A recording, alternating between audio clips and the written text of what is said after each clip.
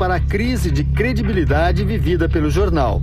Na reportagem intitulada Grupo de Dilma planejava sequestrar Delfim, a Folha afirmou que naquela época a atual ministra Dilma Rousseff teria participado de um plano para sequestrar o então ministro Delfim Neto, o civil mais poderoso do governo federal. Dilma fez parte de um grupo de resistência à ditadura. Entrevistada pela Folha, Dilma negou categoricamente a informação. A fonte da informação polêmica foi o jornalista Antônio Roberto Espinosa. Segundo o jornal, ele teria contado à reportagem segredos que diz não ter revelado sob tortura. Os 5, ele, Dilma e outros 3 dirigentes da vanguarda popular revolucionária sabiam, disse Espinosa, no primeiro relato que aponta o envolvimento de Dilma. Ao ler a reportagem, Antônio Espinosa levou um susto. Não era o grupo da Dilma, não é quadrilha. Quadrilha é a Folha, é o comportamento da Folha. Quem tem um comportamento golpista é a Folha, que por baixo do pano oferecia os seus carros para que companheiros fossem torturados, que apoiava um regime criminoso. E ela sim teve comportamento de quadrilha. Aí dizer, o grupo da Dilma é como se a Dilma tivesse uma quadrilha. É falso. Era uma organização política que lutava pela liberdade. Para ele, a Folha mentiu e manipulou a entrevista. Arbitrária, distorcida, falsa, mentirosa, covarde. O senhor nunca falou que a Dilma realmente sabia e... Não, eu dei uma entrevista para uma repórter da Folha sobre a história da organização político-militar a que eu pertencia, que é a VAR Palmares, e a Dilma também pertencia a essa organização. Ela até perguntou se a Dilma participou.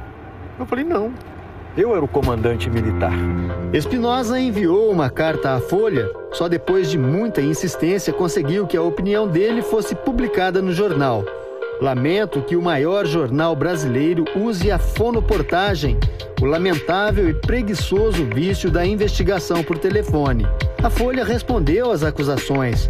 Disse que a reportagem não afirmou que Dilma planejou o sequestro de Delfim Neto. Disse ainda que todas as declarações do jornalista Espinosa estão gravadas, mas não divulgou, em momento algum, o conteúdo das gravações. Semanas depois, o jornal assumiu mais uma vez que publicou uma reportagem com informações não confirmadas. Segundo a própria Folha, a ficha da ministra Dilma, publicada pelo jornal no dia 5 de abril, era um arquivo recebido por e-mail. A Folha tratou como autêntico o documento recebido por e-mail com lista de ações armadas atribuídas à ministra da Casa Civil. O primeiro erro foi afirmar na primeira página que a origem da ficha era o arquivo do DOPS. O segundo erro foi tratar como autêntica uma ficha cuja autenticidade, pelas informações hoje disponíveis, não pode ser assegurada, bem como não pode ser descartada. Estaria o jornal Folha de São Paulo em meio a uma crise de credibilidade? A resposta pode estar na queda da venda de jornais.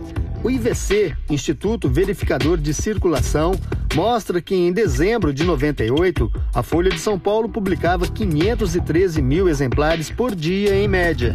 Em 2008, a tiragem diária desabou para 299 mil exemplares, uma queda de 41%. Em 2009, a queda continua. Segundo o IVC, abril foi o pior mês do ano para a Folha. A circulação média diária caiu 10,84%. Até hoje, nenhum militar ou civil foi responsabilizado e condenado criminalmente pelos atos de tortura ou assassinato cometidos durante a ditadura. Se você esconde, se você protege, se você premia aqueles que praticaram os mais graves crimes no passado, você está dando um recado de que vale a pena praticá-los também no futuro. Então é preciso romper esse ciclo vicioso da história brasileira de sempre premiar, prestigiar e beneficiar aqueles agentes estatais que agiram de forma contrária aos interesses da sociedade. A tortura é uma coisa intolerável. Nada justifica a tortura. Uma sociedade que tortura ou que valida isso está no mínimo doente. Ieda passou 10 anos no exílio, longe da família e do filho que deixou no Brasil com apenas 1 ano de vida. Ela só voltou a ver o filho quando ele tinha 11 anos de idade. 39 anos depois, ela ainda tenta superar o trauma da repressão e o vazio deixado pela separação forçada. Eu estou até hoje reconstruindo essa história. Ele tem 40 anos hoje. É pai de 2 filhos, tem 2 netos maravilhosos. Mas essa história até hoje está sendo reconstruída por nós 2.